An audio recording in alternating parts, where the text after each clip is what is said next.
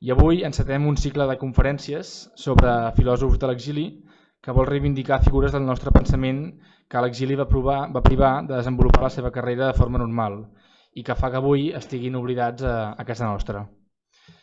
Comencem doncs aquest cicle parlant d'Eduard Nicol, filòsof català, membre de l'Escola de Barcelona, exiliat a Mèxic després de la Guerra Civil. Allà va poder dur a terme una brillant carrera acadèmica, va crear escola i ara fins i tot gaudeix d'un gran reconeixement, mentre que aquí doncs, encara continua sent un gran desconegut. Per parlar d'aquest filòsof, doncs, ja com veurem, va desenvolupar un sistema filosòfic propi. Tenim dos grans especialistes. Jordi Sales, que ens oferirà una conferència sobre Nicol, filosofia i exili, és professor emèrit de filosofia a la Universitat de Barcelona, d'on també en va ser degà. Es va doctorar en filosofia amb una tesi centrada en la fenomenologia de Husserl. Ha estat promotor de diverses iniciatives nacionals a l'entorn de l'estudi i el debat del pensament i de la formació. I cal destacar la seva doctrina de la racionalitat humana exposada al llibre Coneixement i situació. Ha estat president de la Societat Catalana de Filosofia des de l'any 89 fins al 2001 i president de la Universitat Catalana d'Estiu des del 2009 fins al 2013. I no podem deixar de dir, finalment, que és soci de l'Ateneu Barcelonès, així que avui està a casa seva. I Ricardo Hornefer és professor de filosofia a la Universitat Nacional Autónoma de México i és especialista en metafísica i fenomenologia. Es va doctorar amb una tesi sobre el problema de l'ésser i les seves apories de l'obra d'Eduard Nicol, de qui se'n considera deixeble, i avui ens oferirà una conferència sobre Nicol, mestre i el sentit del símbol en la seva obra. Enguany és el professor convidat de la càtedra Joaquim Xirau, un fòrum universitari per fomentar la docència, la investigació i l'intercanvi acadèmic al més alt nivell, que per cert aprofito per agrair la seva col·laboració, com també el degà de la Facultat de Filosofia de la Universitat de Barcelona. Bé, com deia, la càtedra Joaquim Xirau porta el nom del que va ser el degà de la Facultat de Filosofia i Lletres en l'època de l'autonomia de la Universitat de Barcelona, en temps de la Segona República. Xirau va succeir el deganat, el també catedràtic de Filosofia Jaume Serra Hunter, que va passar a ser rector de la Universitat de Barcelona.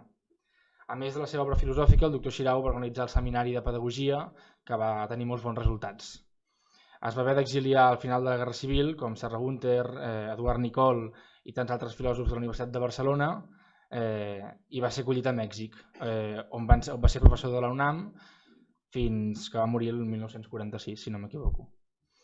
Doncs bé, feta aquesta petita contextualització, però també necessària, dono la paraula als experts de la matèria. Endavant, senyor Sales. Bé, jo el que em diré es pot titular Els dies i l'ésser. I el lema de la meva aproximació a aquest món de la filosofia, en Pere Coromines, exili no li agradava. Deia que s'havia de dir desterro. Ja sé que no és legítim, perquè l'exili queda com molt. Jo ho dic que l'exili queda com molt. Ai, me'n vaig a l'exili tranquil·lament. Van marxar corrents, van marxar barallats, perquè uns eren de la Jara i els altres de no sé què, perquè tenien totes les tensions del moment. Una de les coses que ens hem de treure del cap, en general els espanyols i els hispànics, és que les coses ens passen perquè estem adreçats. No, ens passen les mateixes violències. La guerra del 36 al 39 és una guerra de violència europea, cosmopolita, moderna i estúpida, però a nivell internacional. No és una idea, aquesta idea que ens barallem perquè estem adreçats i dius, i els atlantats què fan? De barallar-se. Bé, la tradició d'estudi filosòfic ara comença a funcionar a les nostres latituds. I funciona perquè hi ha hagut homes com Nicol, que deia, començarem això, hay que ser más y preguntarse menos por lo que uno sé. Crec que és una frase que representa tota la manera en què va viure Nicol la seva vocació filosòfica. Hay que ser más y preguntarse menos por lo que uno sé. Els dies i l'ésser. Com com són els nostres dies, com és el nostre l'ésser.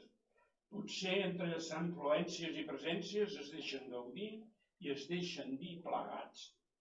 L'ésser és el problema que Eduard Nicol, com a filòsof, encara que ell diu que l'ésser no és cap problema. El professor Horneffer considera que potser sí. Potser sí. Perquè l'estar a la vista per ser present fa problemes. Quan ell,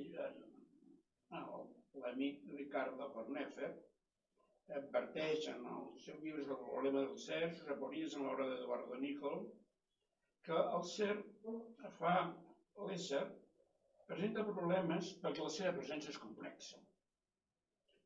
La presència no és suficient a ella mateixa i no es pot acceptar, les presències no es poden acceptar de qualsevol manera perquè hi ha error. El seu llibre de 2013 comença amb una interrogació. És vàlid i pertinent en els nostres dies pensar en l'entorn de l'ésser? La filosofia des dels grecs es mou en l'espai entre dos dictums. A mi, com anireu veient, m'agraden dir les coses de la manera més senzilla possible. Inclús provocativa. D'una manera provocativa podem dir que Parmènides diu que hi ha el que hi ha i Heràclit diu que tot es mou. I comencem així. Un senyor que diu hi ha el que hi ha. Fa tot un poema per dir que hi ha el que hi ha. I un altre que diu tot es mou. L'un és el filòsof de l'ésser i l'altre de l'esdevenir.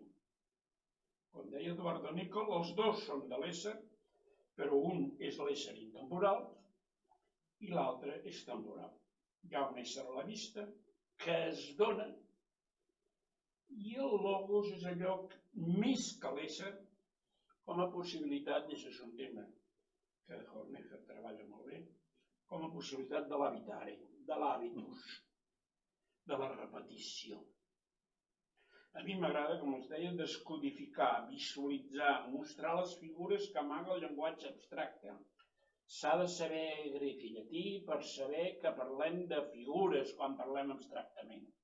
I per això, dels meus últims anys de la universitat, tornava repetint això i deia, com vostès saben, si no ho saben, dissimulin i en tot cas apuntin-s'ho, i deies coses els dies de la setmana. Una vegada vaig dir dimecres era el dia del Mercuri.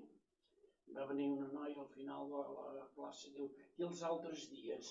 I els vaig dir, ho explicaré a casa a l'hora de sopar. Jo quan feia cursos de formació al professorat deia, preparin sempre a cada lliçó un parell de coses que la gent tingui ganes d'explicar a casa seva a l'hora de sopar. Repetim un llenguatge abstracte sense mirar-lo massa. Tradueixo, visualitzo filosofia per esforç cognitiu. Lògica és el que enllaça, física és el que neix, ètica és el costum. El que els homes volem saber, estimem saber, les direccions del nostre esforç cognitiu tracten d'enllaços, de naixements i de costums. Els costums i els naixements i els enllaços es donen, però sobretot es diuen quan els homes es parlen els uns als altres. Menys egos i més els homes, moltes coses sorgeixen quan els homes es parlen els uns als altres. Hi ha el goig de conèixer i el gruix del diàleg. Goig i gruix. El goig de conèixer pel sol fet de conèixer, la tafaneria, Aristòtil comença això dient que la tafaneria assenyalar que l'home per naturalesa li agrada saber, perquè coses que no li tenen cap utilitat. Jo sempre començava els cursos de segon ensenyament fent un elogi de la tafaneria. Els filòsofs són essencialment tafaners, volen saber coses perquè els agrada. Hi ha una situació gruixuda quan dues persones parlen del mateix sobre el mateix. A mi no m'agrada parlar de subjecte i objecte, perquè és una cosa molt... Ara, què vol dir subjecte? El que està sota. Què vol dir objecte? El que està davant. La llum del dir que diu,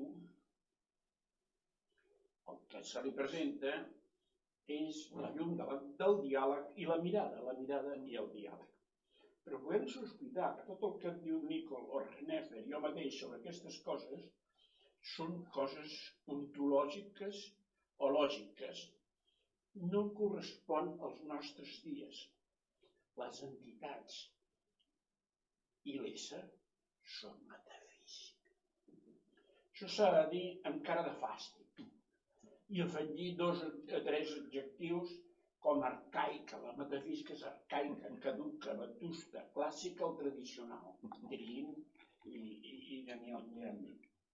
Jo no faré cap defensa de que l'ontologia i les variacions sobre ella ja no es portin.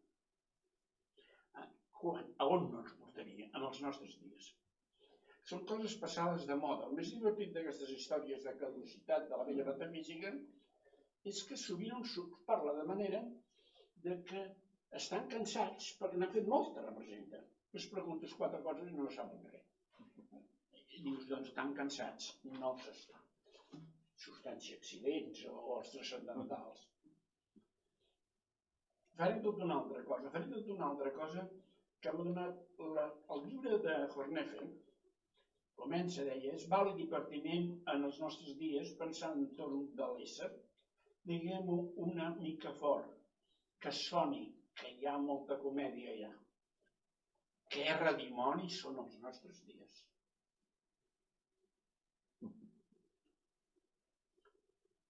Qui talla els dies? Qui fa suspensions? Èpoques. Qui decreta èpoques embolicant ara un tros, ara un altre? Els grecs fan un paquet, els romans un altre, els medievals venen després, en principi estan entre antics i moderns, però enmig tenim humanistes, renaixentistes, barrocs. Els moderns es diferencien racionalismes i empirismes. Hi ha il·lustrats, hi ha contrail·lustrats, això ho han inventat, romàntics, idealistes, vitalistes, materialistes, històrics, dialèctics, positivismes, existencialismes, populismes, progressismes, i em quedo molt curt. I he estat endreçat. Perquè si un va apuntant, apuntin els ismes que veuen segons quin tipus de literatura sàvia i veuran que comença a ser una malaltia. Jo m'he declarat escèptic cronològic. Així com hi ha escèptics ontològics que no creuen en l'entitat, jo no crec en les èpoques. És una descreença més o menys metòdica que me la treballo amb dedicació. Què se'ns enfosqueix? No sabem ben bé què diem amb els ismes. O preocupant-se perquè n'hi ha aquest llibre de Jacques Legoff, que és un bon llibre, és un medievalista que no llarga que existeixi el Renaixement. És francès, a més. I diu, realment és necessari cortar la història en rebanades? La cosa és molt simple, tallar-la a llesques. Les etiquetes. Què és una etiqueta?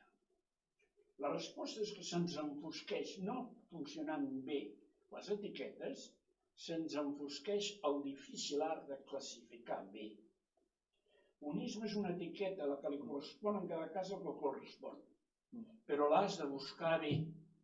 Si tu busques llegums no en trobes, perquè a l'armari dels llegums hi ha mongetes, cigrons i llenties, però no hi ha llegums que no siguin mongetes i llegums. Això és molt important filosòficament.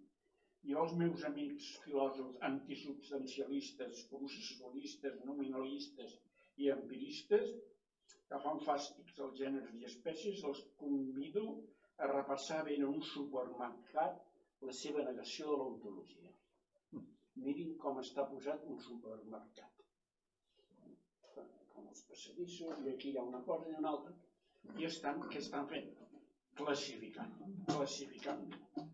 La filosofia és fràgil, deia Eduard Nicol, i no està garantida la continuïtat de la filosofia. Frase que convé pensar molt bé, per no fer més escarafalls que els convenients. No està garantida la continuïtat de la química. Si ningú comencés a aprendre química i es morissin tots els que ara saben química, no hi hauria química. hi haurien uns llibres que la gent no entendria. Que hi ha una transmissió constant d'uns oficis, d'unes dedicacions. Convé dir moltes vegades això. I hi ha aprenentatges d'oficis que els fem bé. Hi ha dues coses que funcionen bé, que són la ciutadania i l'ofici. I per això resistim altres trucades. No està garantida la continuïtat de la filosofia. Nicol pensa tràgicament la situació de la filosofia, perquè és un racionalista heraclitià. No? Si la necessitat de la filosofia s'ha d'afirmar és perquè pot evadir-se i fins i tot negar. Ell és una vida descoberta, el seu camí es pot perdre sense perdre la vida. S'ha de veure en quin sentit és necessari evitar aquesta perdició. En quin sentit la filosofia és salvació de la vida. L'esforç cognoscitiu no viu d'una manera còmoda en la ciutat, però viu en ella. La ciutat està plena de savis educadors a qui la filosofia pertorba, perquè ells són savis, exhibeixen i presumeixen del que altres diuen que cerquen. Per tant, que n'hi hagi uns que cerquen, el que altres ja dominen. El problema no és que no hi hagi savis, que n'hi ha masses. Hi ha masses opinadors. Els savis, això per entendre-ho bé, s'ha d'obrir la tele i mirar els senyors que opinen, els opinadors.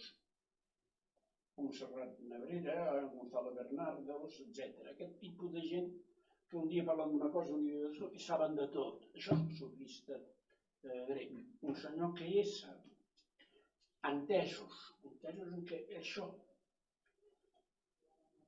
La filosofia pertorba aquest domini d'aquesta saviesa que la ciutat viu d'ella. Però la filosofia viu des de la ciutat, sense ser plenament la ciutat, sense exhibir-se massa. Els seus practicants, els practicants de l'esforç cognoscitiu, són com una societat secreta. Acostumo a dir que l'acadèmia, amb K, com a institució és tan important com la lletra dels diàlegs platònics per tal de copsar l'herència platònica real. I en el conjunt de la filosofia grega, les escoles, les institucions del liceu, pòrtic, jardí, són comunitats. Hi ha una densitat de la vida en comú en la recerca. Els diàlegs viuen un joc de personatges. Convé recuperar la manera arriscada de fer una ciutat dintre la ciutat. Amb densitat, amb valor, com les velles copes de vidre porten al saber els estimats i amants que juguen al joc fràgil de les tensions, de les llums, ascensos i companyia. La lletra platònica, la institució platònica, són fragilitats en la ciutat. Són copes de vidre en la ciutat. Avançaré en aquesta, podria haver triat altres exemples, una expressió del professor Ernesto Laclau que ja ha circulat i és el postmarxisme. Fou inventat aquest terme l'any 1985 en un llibre que es deia Hegemonia i estratègia socialista. El postmarxisme és una teoria política desenvolupada per professors en un terreny acadèmic, com una moda de professors. Una moda de professors és crear com un hortet per plantar-hi tesis doctorals i articles. Hi ha unes discussions amples.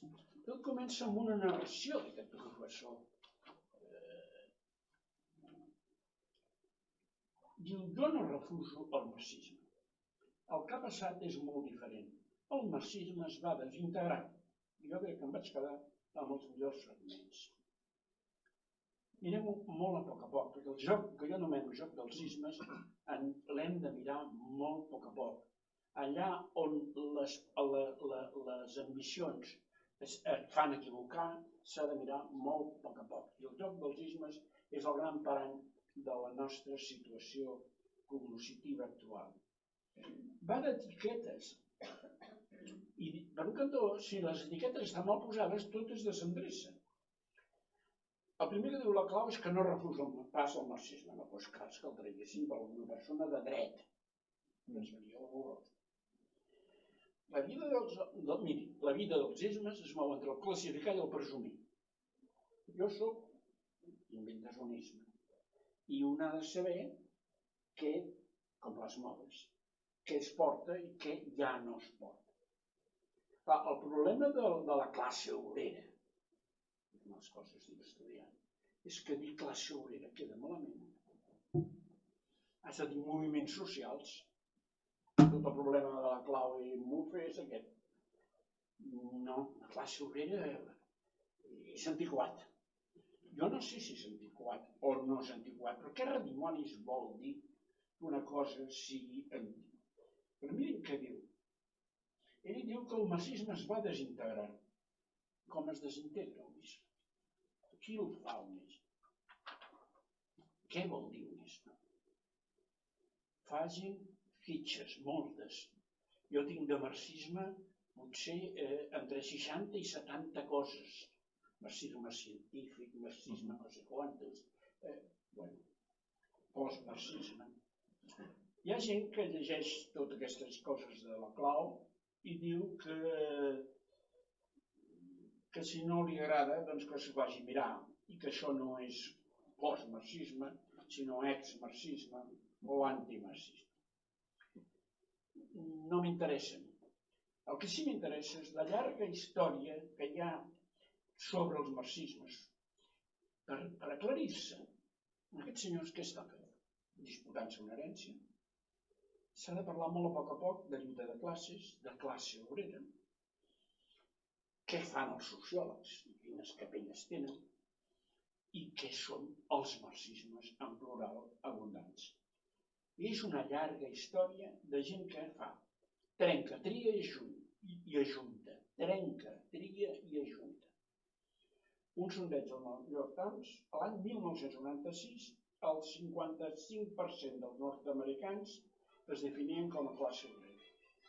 I a Gran Bretanya, el 60% a principis del 60 i el 81% al 90%. I amb el que ve ja veurem què passa amb això que ja no hauria de ser perquè ara tenim moviments socials.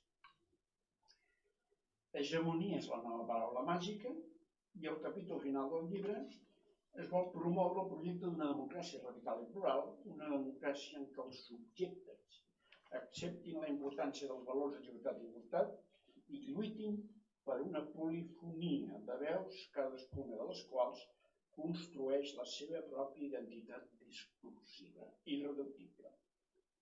Res de classes obreres, una coral. Una coral de moviments feministes, ecologistes, coses molt variades, que fan junts una hegemonia que farà una forma de socialisme. El meu moment actual d'estudi, davant d'aquest tipus de coses que ha estat la nostra actualitat fa uns anys, és repassar el vocabulari que engendra el moviment obrer internacional en les seves 4 o 5 internacionals. I veure de què parlen, i com parlen, i quines figures fan servir. Volem reviure les seves figures: company, comú, feix, lligar, soci, sòlid, totes les solidaritats, unir. La nostra sospita és que si el vocabulari polític dels últims 300 anys mou totes aquestes coses, es pot fer un calendari, les accions són de la... Hi ha acció catòlica, acció espanyola, acció francesa, acció catalana, les accions són dels anys 20 i 15. Les unions venen després, les lligues són d'anteriors, la lliga és dels catòlics alemanys, les unions és dels protestants.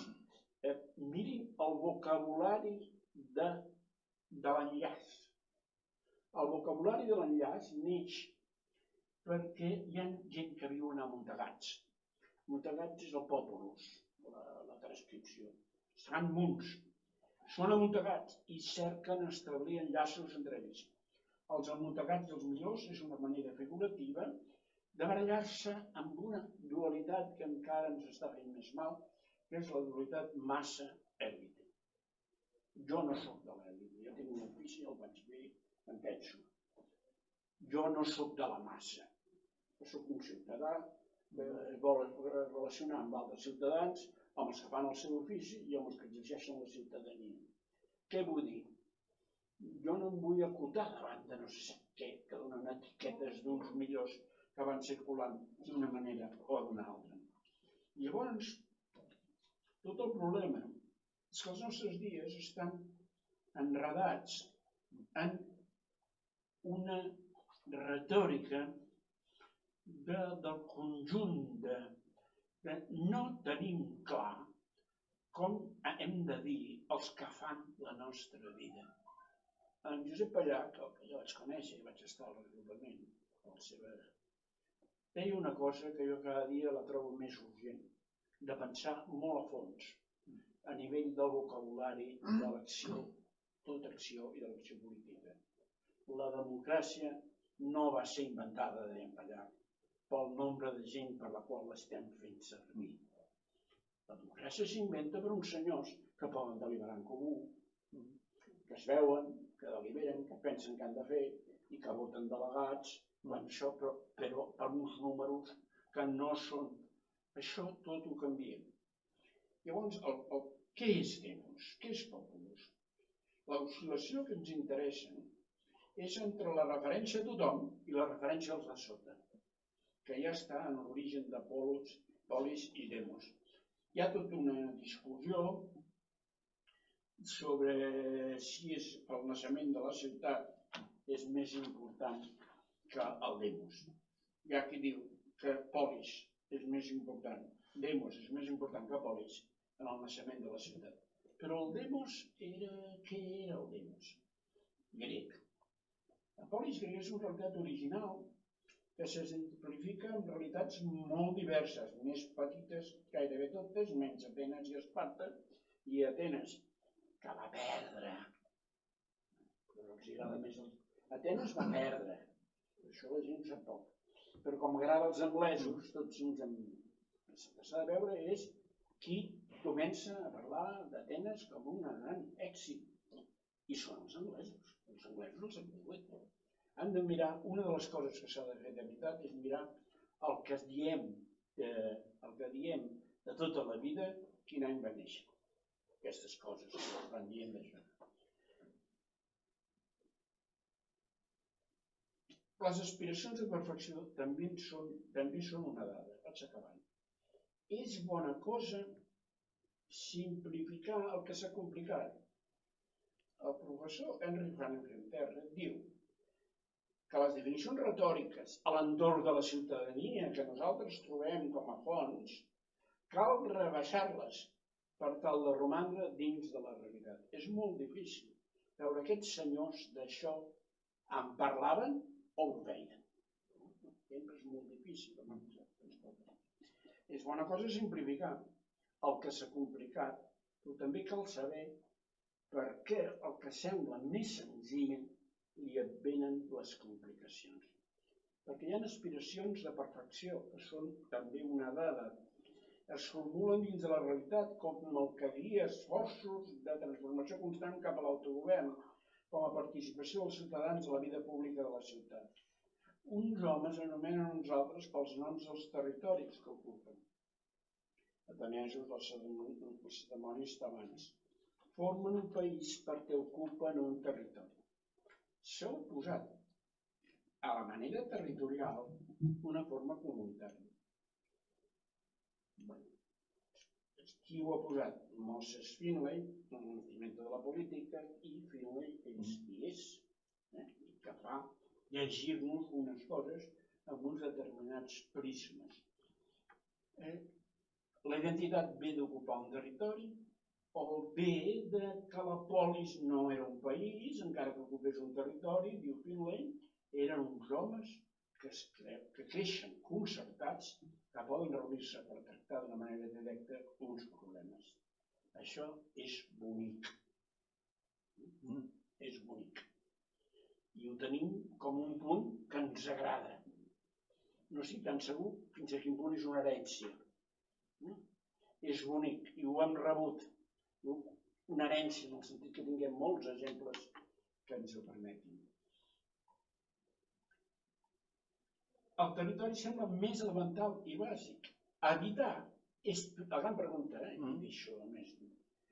Habitar és primer que governar-se? Habitar, jo penso que sí.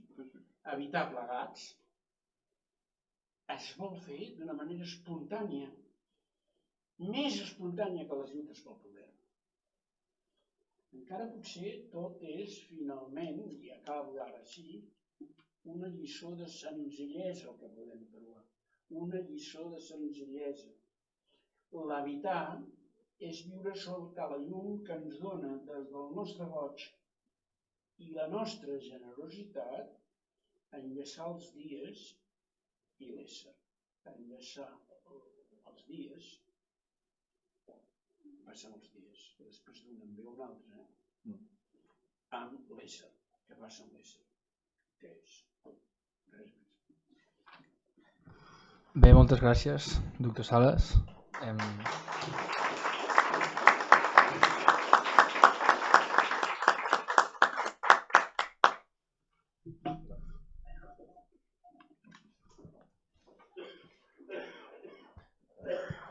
Al final es sent bé?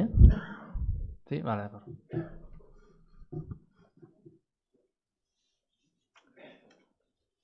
Benvolguts, profesor doctor Sales. Es para mí un honor ocupar la cátedra Joaquim Xirau, eminent filòsof català, qui, entre altres institucions acadèmiques, va impartir cursos a la Facultat de Filosofia i Lletres de la Universitat Nacional Autònoma de Mèxic. Si bé no vaig tenir l'oportunitat de conèixer-lo, sí vaig fer classes amb el seu fill Ramon i sobretot amb un dels seus alumnes, l'Eduardo Nicol, el qual va néixer en aquesta bella ciutat i va dur a terme els seus primers estudis de filosofia a la Universitat de Barcelona. L'Eduardo Nicol fou i continua sent el meu mestre. Vaig assistir a les seves classes 2 anys durant la llicenciatura i vaig ser 8 anys membre del Seminari de Metafísica, del qual en fou director. Gran part de la meva vida acadèmica l'he dedicat a estudiar i difondre la seva obra. Com podran veure, part del meu ser s'ha nutrit de filòsofs catalans, per la qual cosa comprendran el meu entusiasme en dirigir-me a vostès, encara que ho hauré de fer en castellà. Moltes gràcies.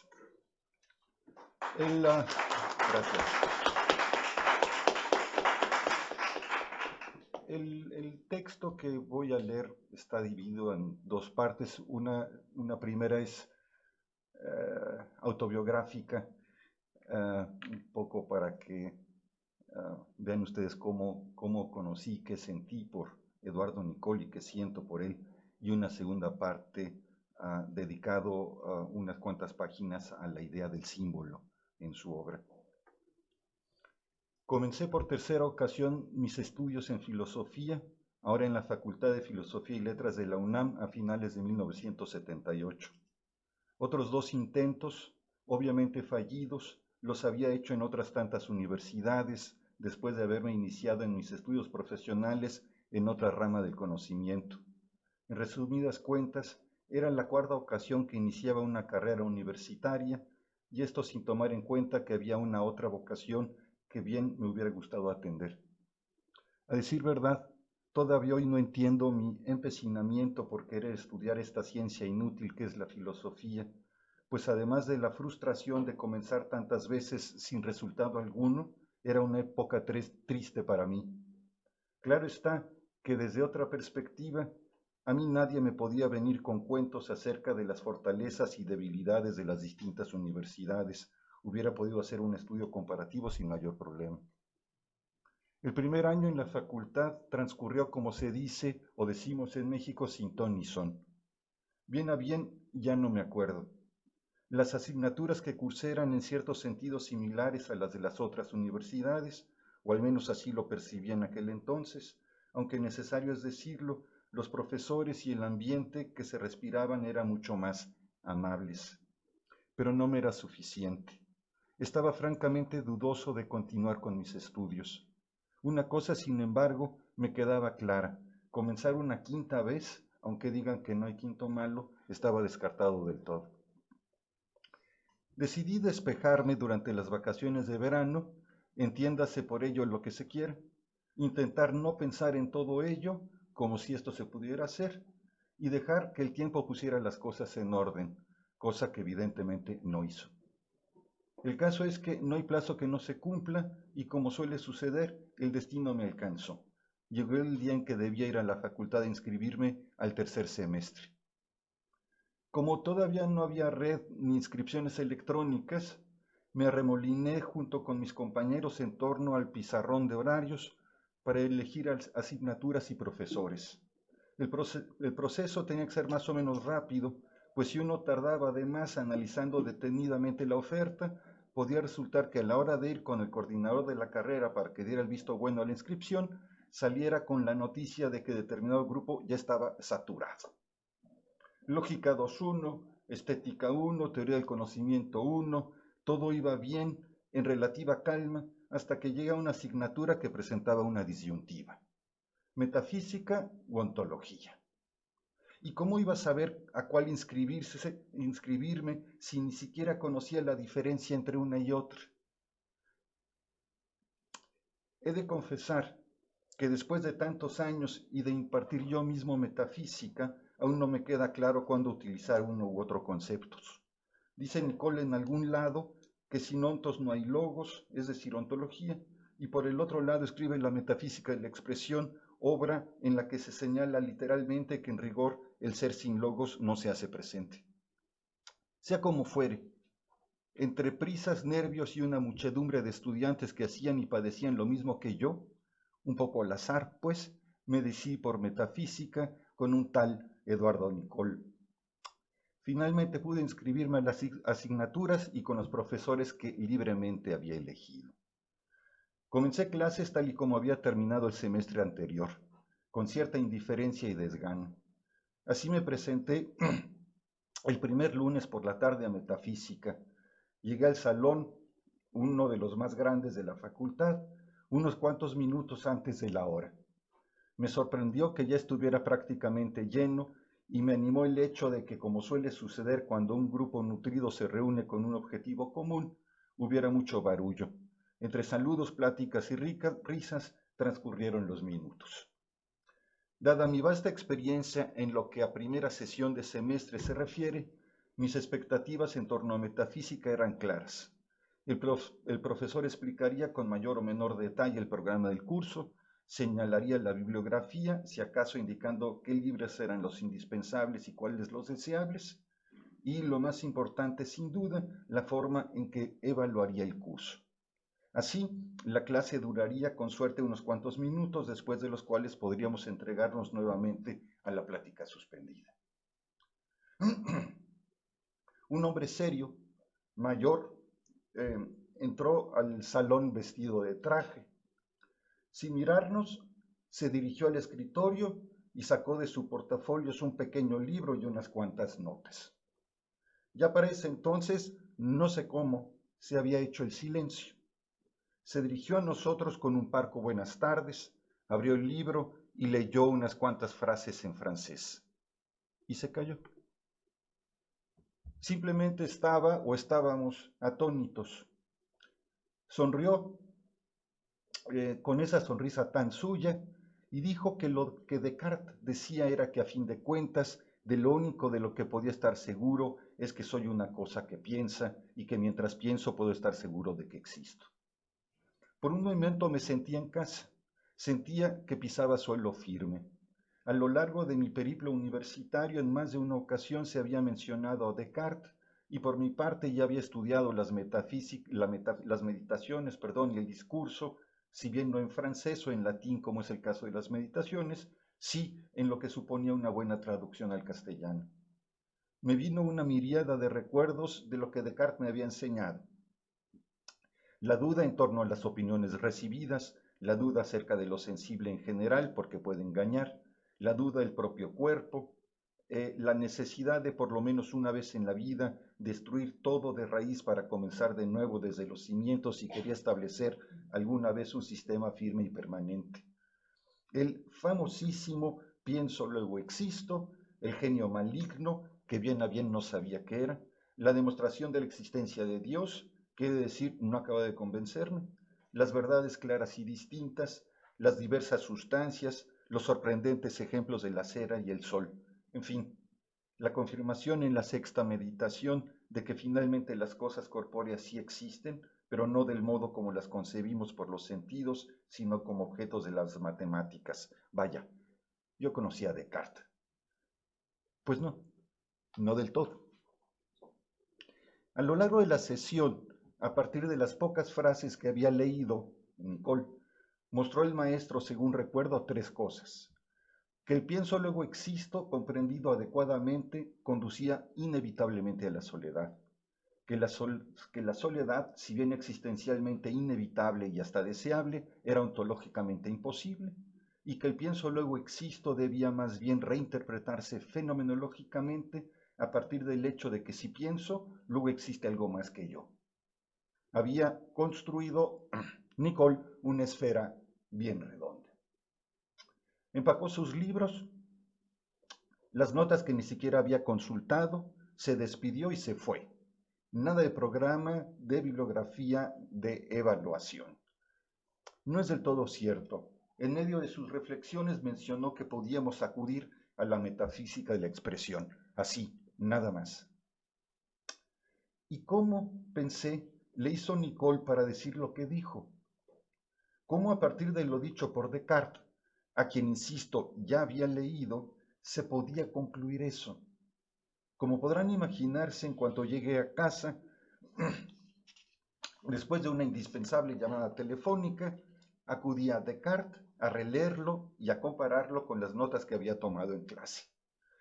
Una cosa me quedó clara: yo había leído a Descartes, Nicole lo había pensado. Recordé que Nicole había mencionado que podíamos consultar la metafísica de la expresión. Mi problema era doble: no tenía la mentada metafísica y, lo que es peor, no sabía quién era quien lo había escrito. Pero tenía mis sospechas. Un profesor que en una sola sesión, y más aún en la primera del curso, tiene la capacidad, la habilidad de sorprender, de despertar un interés y una curiosidad que antes no había sentido, tenía que ser alguien. Nada como acudir a un diccionario filosófico, obviamente el de Josep Ferrater Mora, destacado filósofo catalán del siglo XX. Lo que allí decía sobre Nicole, curiosamente, no me sorprendió, sino me emocionó. Ya sabiendo con quién me las veía, para la siguiente sesión llegué más temprano para, digámoslo así, asegurar un mejor lugar. También llegué más preparado. Me había comprado la metafísica y había leído el capítulo 4, que se llama El contradiscurso del método, en el que explica los errores metodológicos en los que incurrió Descartes. Pero no solo, analiza y critica conceptos básicos de Platón, Aristóteles, Kant, Hegel, Husserl y Heidegger. Por si esto fuera poco, hacia el final del capítulo describe las bases de lo que él considera es el método fenomenológico, y en el último parágrafo, que se titula Conclusiones, base para la instauración de la metafísica, leí y subrayé 2 frases que todavía hoy me parecen enigmáticas y me dan mucho que pensar. La primera dice: en el hombre el ser se hace logos, el logos se hace ser. Con el logos el ser habla de sí mismo, y más adelante, el hombre es el ser que ha de producir más ser. Este destino se cumple desde que hay verbo inexorablemente. No es que no me haya servido lo que estudié, obviamente me fue útil. Lo que sucede, sin embargo, es que el curso no versaba sobre Descartes, sino sobre la filosofía del propio Nicole. No iba a clase a presentar y reflexionar sobre otros pensadores, cosa ya valiosa en sí. Era más bien al revés. A partir de su propio sistema acudía a otros filósofos, dialogaba con ellos, ya sea para subrayar coincidencias, ya para tomar distancia de ellos.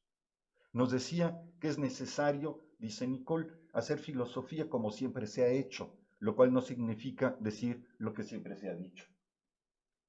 Hacer, pues, lo que siempre se ha hecho no es repetir lo que se ha dicho, sino referirse a aquello a lo que por necesidad hay que poner atención. Tiempo después me quedaría claro que la filosofía, más concretamente la metafísica, siempre ha tenido como temas principales, aunque planteados desde perspectivas incluso contradictorias, al ser y al tiempo. En otro momento dijo que lo que los primeros filósofos se propusieron hacer era episteme, que es a lo que debemos, dice Nicole, comprometernos a seguir haciendo. Había hablado Nicole en primera persona del plural. Por supuesto me sentí aludido. Hacer filosofía, entendida como episteme, es hacer lo que se ha hecho desde que la filosofía surge con los presocráticos. Pero además, y esto me pareció fundamental, hacer filosofía trae consigo un compromiso vital por parte de aquel que hace episteme. Tiempo después comprendería que este compromiso es ético-vocacional. El filósofo ha de comprometerse a decir o intentar decir la verdad, partiendo del dato de que hay ser, sin segundas intenciones, que comenzaba a quedarme clara la tan manida inutilidad de la filosofía. A partir de estas dos ideas, hacer lo que siempre se ha hecho y adquirir el compromiso de hacer ciencia, Nicole nos expuso la necesidad de una reforma de la filosofía. Obviamente no pretendo relatar el curso entero de la clase o de la asignatura de metafísica, sin embargo es importante decir todavía algo más. El curso efectivamente giró en torno a la reforma de la filosofía. A lo largo de este, Nicole contrapuso su idea de reforma no solo a la de Descartes, sino a las de Platón, Aristóteles, Kant, Hegel, Husserl y Heidegger. Me llamaba la atención que cuando hablaba de este último, su tono variaba, era más grave y enfático. Después, al estudiar a Heidegger, me di cuenta del porqué. No solo eran ambos revolucionarios y contemporáneos, sino que sus métodos por momentos parecían semejarse. Ese era el problema. Ya Platón advertía en su Sofista sobre el conflicto entre las semejanzas. Dice Platón que si no se vigila como corresponde, fácilmente se puede confundir al perro con un lobo. En algún momento nos comentó Nicole, sin mayor alarde, que había acabado de escribir un libro cuyo título era precisamente La reforma de la filosofía y que sería publicado en breve. Realmente me sentí privilegiado. Tener la oportunidad de escuchar de viva voz las reflexiones de un filósofo acerca de un texto suyo inédito. Me enfrentaba después de tanto tiempo por primera vez a un filósofo en forma, que filosofaba en clase y cuya actitud invitaba no a tanto a imitarlo, pues entonces ya no se estaría haciendo lo que siempre se ha hecho y por tanto se perdería el compromiso vocacional, sino a buscar con rigor el camino propio. Sucede, sin embargo, que el camino propio no se construye a solas, sino en un diálogo complementario o simbólico con aquellos que buscan o pretenden lo mismo. Anthropon symbolon. Es el epígrafe de una de las principales obras de Eduardo Nicole, la ya aludida metafísica de la expresión. Esta idea, que dice que el hombre es el símbolo del hombre, se la debemos a Platón, quien en su banquete plantea la tesis de que el amor nace debido a la insuficiencia ontológica del hombre, insuficiencia que si bien nunca puede ser plenamente satisfecha, sí puede ser mitigada o atenuada con la presencia del otro. Esto es así para Nicole, porque el hombre es el ser de la expresión, lo cual quiere decir que su sola presencia ante otro le permite reconocerlo como un miembro de su misma familia ontológica, como su símbolo y por ello ontológicamente distinto a todo aquello que no es humano. Por ello, para Nicole, el hombre lleva su ser, dice Nicole, a flor de piel. No se requiere indagar qué es, pues es patente, no se confunde con ningún otro ser. Ontológicamente, entonces, la comunicación intersubjetiva no es un problema. El yo y el tú se corresponden. Tan es así que la simple comparecencia del otro, sin necesidad de que articule palabra alguna, es significativa. Dice y ofrece algo, me complementa. Lo que sí es necesario investigar, en cambio, es quién es ese otro yo. Alguna idea nos podemos dar con su modo de ser. Sus gestos, su manera de portarse y comportarse son ya de alguna manera indicativos de su carácter. Sin embargo, posee el hombre un instrumento que llamaría musical, más refinado para acercarse al otro y saber de él, el logos, entendido como razón y palabra. El lenguaje ofrece de forma más acabada, que no completa, la posibilidad de la intercomunicación humana. Si bien, como ya decían los antiguos maestros griegos, toda percepción es verdadera, pues lo que se percibe se vive realmente, tiene un problema, es individual, por sí misma intransferible. Pareciera que con la percepción la realidad se reduce a aquel que la experimenta, como si lo aislara o incomunicara de lo que a su vez perciben realmente los otros. Pero la percepción es por sí misma intransferible, no porque lo percibido sea privativo o incluso anómalo y excluyente, sino porque le falta el verbo. En cambio, cuando coloquialmente decimos en un gesto de empatía, sé lo que sientes, comprendo lo que vives, nos acercamos al otro y a su experiencia. Intentamos, en un acto de reconocimiento, reproducir en nosotros mismos lo que el otro advierte para comprenderlo y compartir dialógicamente lo que de facto siempre percibimos, aunque de modos distintos todos, el mundo, lo que es. Esta empatía lógico-sintiente es simbólica, no porque produzca una unión artificial entre individuos, sino porque hace manifiesto lo que pertenece por naturaleza a todo ente, sea humano o no, el hecho de que es. Es por ello que escribe Nicole, el ser es lo que condiciona la función simbólica. El símbolo es común porque sólo con él se puede hacer presente lo que está presente, que es el ser común. La posesión del ser es, por tanto, literal y rigurosamente simbólica. Posesión es comunicación. Todo símbolo en última instancia lo es del ser, de lo que es. Y es que para Nicole el ser es el fenómeno original, aquello a lo que todo se refiere por necesidad.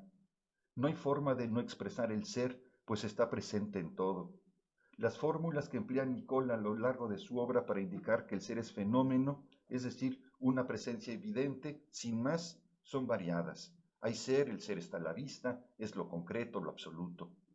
Se podría decir que así como para Aristóteles, también para Nicole el ser se dice de muchas maneras, pues por un lado no hay fórmula que lo muestre a cabalidad, así como por el otro no hay fórmula que no lo manifieste de algún modo. Si el logos es significativo, tiene contenido y por tanto sentido, es porque entraña precisamente algo que es. Sin embargo, en la metafísica de la expresión, que no en libros posteriores, el símbolo, no lo simbolizado, se limita a ser una obra meramente humana. Por símbolo entiende Nicole contrato, reunión, vínculo, convenio, complemento. La idea que está a la base es que el ser humano, para ser lo que es, necesita de la cooperación del otro. Y dice, toda forma de simbolización es una creación o producto del hombre para el hombre. Esto último queda claro en los 5 principios nicolianos de la razón simbólica, de la relación simbólica. Cada principio tiene sentido por sí mismo, pero su pleno significado lo adquieren en su interrelación, rápidamente. El primer sentido, en tanto expresivo, el hombre produce símbolos que denotan su modo de ser, su carácter.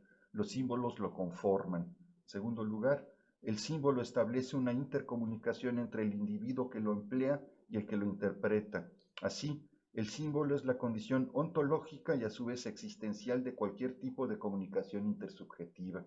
3. Todo símbolo tiene un contenido significativo, mismo que se genera a partir del objeto referido y una intencionalidad comunicativa dirigida al interlocutor. 4. Los símbolos se relacionan entre sí conformando un sistema flexible, cambiante, que tiene sentidos y significados determinados. Así, por ejemplo, se habla de un sistema simbólico o de un lenguaje de la ciencia, de la literatura, de la pintura, de la danza, etc. Y 5. El símbolo es histórico, al igual que el hombre. Cada sistema simbólico conforma una unidad que se gesta temporalmente y se relaciona con los demás sistemas. En resumen, dice Nicole, En este mundo simbólico de la palabra siempre hay más de qué hablar y nadie dice la última palabra. Este más del que habla Nicole, ¿de dónde proviene? ¿Qué consecuencias tiene? ¿Es el hombre y solo él el que acrecienta con su palabra el mundo? En primera instancia pareciera que así es, pues es el ser humano el poseedor del logos. De ser así, sin embargo, caeríamos en un subjetivismo o un antropomorfismo que la filosofía de Nicole quiere evitar, pues a lo largo de su obra se esfuerza por pensar la unidad. A pesar de ello, todavía en la metafísica de la expresión habla de un dualismo legítimo, aquel que distingue entre lo humano y lo no humano. Se origina en el seno del ser una diferencia ontológica misma que es provocada por el logos. Considero importante aclarar que en autores como Heidegger, así como en Nicole, suele entenderse la diferencia ontológica como aquella que distingue entre ser y ente. Así, si bien para Heidegger el ser lo es siempre de un ente, enfatiza que el ser no es lo que se dice un ente. A su vez, para Nicole el ser no se manifiesta sino en el ente, pero la suma de entes sidos, siendo y porvenir no dan por resultado al ser. Sin embargo, el contexto en el que he usado la idea de diferencia ontológica es otro. No me refiero a la relación entre ser y ente, sino a una separación o corte, y digo esto pensando en lo que hace Zeus con el ser humano original, al interior del propio ser, que con el advenimiento de Logos produce una auténtica división ontológica entre el ser que habla de todo, incluso de lo que no lo hace, y el ser que no habla. Una diversificación entre el ser multívoco y el ser unívoco, entre el ser consentido y el que tiene uno solo, que consiste precisamente en ser como es. ¿Es factible superar este dualismo y mostrar en cambio la unidad de todo lo que es? En su última obra sistemática, La revolución en la filosofía, crítica de la razón simbólica, da Nicole un giro ontológico revolucionario en su concepción del símbolo, pues este ya no es solo fruto de la relación intersubjetiva en torno al objeto simbolizado, sino producto de un desdoblamiento del ser. Y dice Nicole, el origen de la palabra es una mutación interna del ser. De repente, un buen día, el ser saca de sí mismo una forma de ser histórica y locuaz. Es obvio que Nicole no responde a la pregunta por el origen biológico de la palabra, sino por su fisis metafísica ontológica. Si hay ser en tanto que todo lo que es, por misterioso que esto resulte, el logos no pudo haber nacido sino de una transformación de aquel. Esto significa que con el logos el ser experimenta una alteración, se vuelve literalmente otro respecto de sí mismo. Si acaso se pudiera en ontología hablar del ser antes de la aparición del logos, tendríamos que decir, como lo hace Nicole, que el ser, o era mudo o decía siempre lo mismo, era unívoco, por lo que se podría identificar, como lo hace repetidamente Nicole, con la realidad. Con el nacimiento del logos hay un incremento del ser. ¿Qué gana? La polifonía, en la que un gran número de sonidos se emiten simultáneamente. Si bien cada uno de ellos crea una melodía distinta, en su conjunto conforman una unidad dialécticamente armónica. Por ello dice Nicole que con el hombre el ser adquirió la autoconciencia, pues el logos no crea su propio mundo más allá del ser, sino permanece inserto en éste, recreándolo simbólicamente. Resulta entonces que el ser es el símbolo del ser. Ofrece de sí una amalgama de versiones que se conjugan, que se complementan sin finalidad predeterminada. No hay teleología alguna, pero sí generación y composición.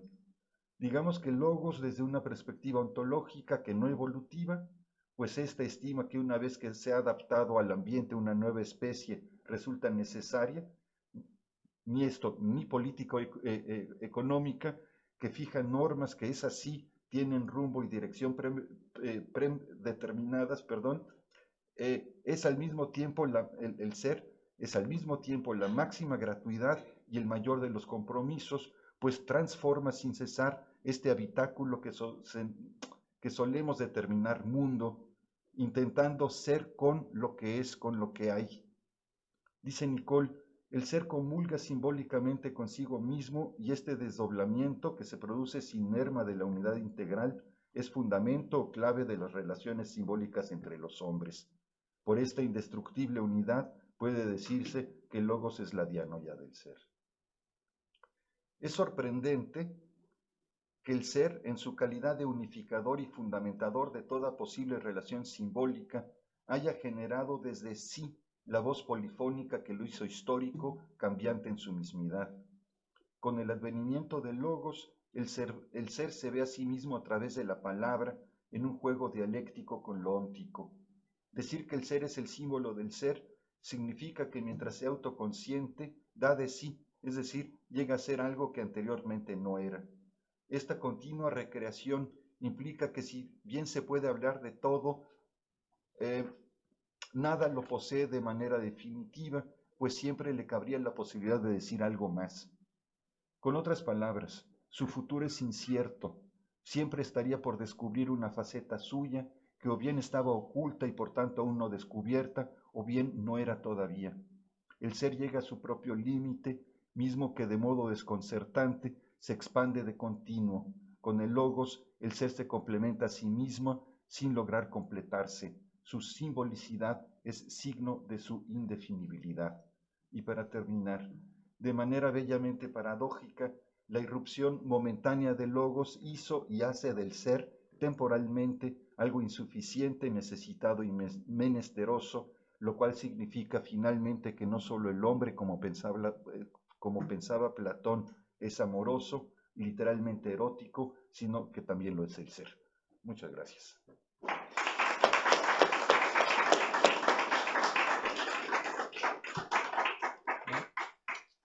Moltes gràcies, doctor Hornefer. Ara, no sé si hi ha algú que vulgui fer alguna pregunta, alguna intervenció. Si no hi ha ningú, no sé si vostè, doctor Sales, té alguna cosa a dir.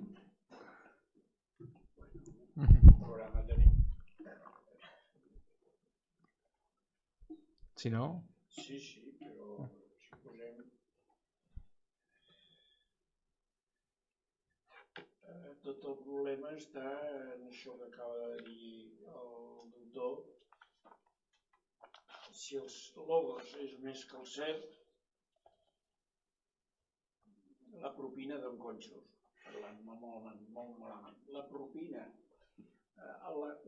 l'excedent del logos sobre el cert s'origina, el que vull dir és el següent, s'origina amb un telos que està en el cert o és fortuït.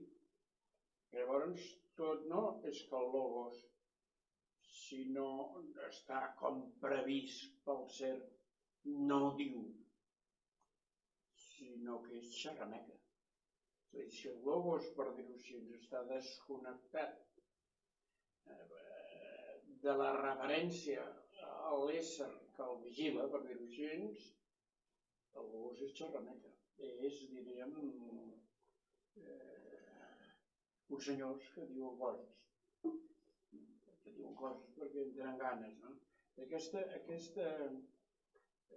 clar, és com dir, estàvem en una cosa plana i el logos hi posa més gruixut. El logos va més gruixut. Per tant, és com més. Per un altre cantó, si el logos no té la referència al cert que el vigila, el logos cau. I això és un problema d'anar i venir que és molt preocupant. Què en pensa? Sí. Gracias. Espero haber comprendido su intervención.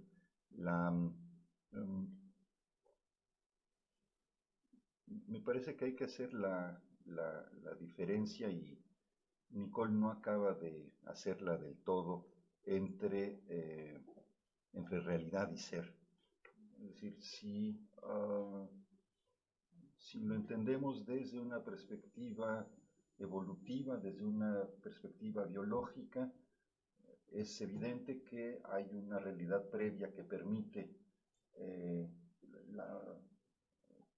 venir a ser del ser humano y con él de la palabra, de la razón. Esto es clarísimo. Lo que sucede es que los órganos biológicos, según Nicole, y ahí estaría totalmente de acuerdo con él, no son lo suficientes como para explicar o dar fe de la presencia del logos. La tesis más bien es frente a toda una tradición que ha empatado o ha identificado la realidad con aquello que decimos acerca de ella, diría más bien que con el nacimiento, dice Nicole, lo que sé es que ahí está el misterio, es decir, cómo es factible que de la materia, literalmente de la materia, haya nacido algo inmaterial, como lo es el logos, mismo que se inserta en la materia, ¿sí? Y nosotros somos materia, somos cuerpo. Entonces, ¿cómo se da este fenómeno, insisto, misterioso que no se puede explicar biológicamente, químicamente? Quizá la neurología ahí algo quiera decir, pero creo que siempre hay algo más que neurología o neurobiología. Con el logos, la tesis de Nicole es con el logos, el ser, que me parece una idea muy interesante. El logos, el ser se desdobla a sí mismo y comienza a hablar de sí mismo, que esto me parece una idea interesante. Y por mi parte lo que digo es que con el nacimiento del logos más bien nace también el ser, es decir, no le otorgo calidad de eternidad al ser ni ninguno de los atributos que ha pretendido la filosofía a lo largo de su historia. Los atributos se los dejaría a la realidad y dejaría que otra ciencia los señalara, no la filosofía, y dejo al ser simplemente ser con el logos, ¿no?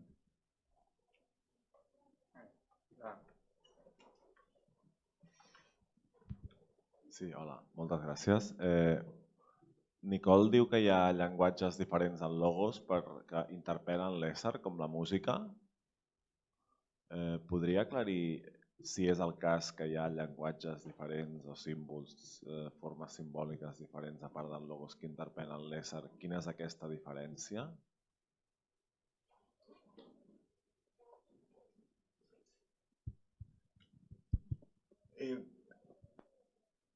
Sí. Nicole escribe varios artículos sobre artículos y un libro sobre la poesía y la música.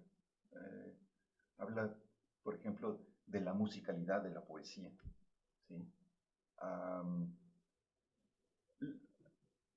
Y esto, insisto, lo hacen en varios ensayos y tiene un libro dedicado a esto, incluso un ensayo muy bueno que se llama Filosofía y Poesía, en donde juega dialécticamente con la I, ¿no? Dice la I es conjuntiva y al mismo tiempo disyuntiva. Entonces, filosofía y poesía se conjuntan simbólicamente y al mismo tiempo se diferencian simbólicamente, ¿sí? Y toda la teoría del símbolo, claro, uno de los grandes maestros de Nicole en ese sentido es Cassirer, ¿no? La filosofía de las formas simbólicas, que conocía muy bien, evidentemente, Nicole. Por un lado, Cassirer, y el otro, pues, es Platón, ¿no? Como efectivamente la parte de la idea de que el hombre es ontológicamente insuficiente y requiere, Nicole habla de las vocaciones libres, que son la filosofía, la poesía, la economía, la política, la religión, las bellas artes, ¿sí? Todas esas las entiende como vocaciones libres, que lo que hacen precisamente es complementar al hombre en el sentido que intentan formarlo, ¿no? Piensa en otro concepto griego, Nicole, que es el de paideia, ¿sí? Que no es tanto educación, sino formación, y el objetivo último de la formación simbólica del hombre es, dice Nicole, es ser el mismo, es decir, no tiene objetivos posteriores o ulteriores, más bien dicho, porque eso se lo deja a otros quehaceres, sino el símbolo en última instancia lo que busca es formar al hombre, quizá muy socráticamente, para que viva lo mejor posible y nada más, ¿no? ¿Sí? No sé si hi ha cap més pregunta. Bé, doncs si no hi ha cap més pregunta, podem donar l'acte per acabat, donar les gràcies a vosaltres i als ponents que ens han acompanyat. Fins la pròxima.